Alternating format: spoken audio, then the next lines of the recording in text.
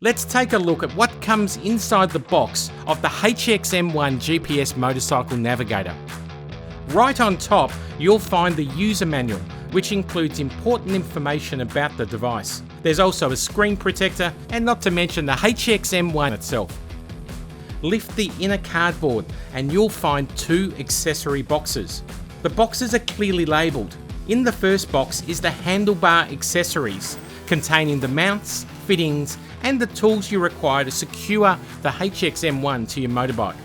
The second box, labelled accessories, contains the Hardwire power kit for the install, the external GPS module for accurate GPS positioning, and the handlebar controller, giving you safe control of the unit while you're riding.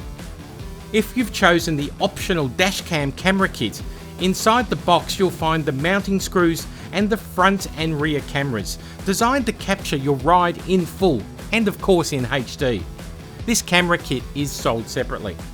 For step-by-step installation, be sure to watch the install video to see how everything comes together on either your motorbike or your side-by-side. Explore further and ride with confidence with the HX-M1 from Hema Nav.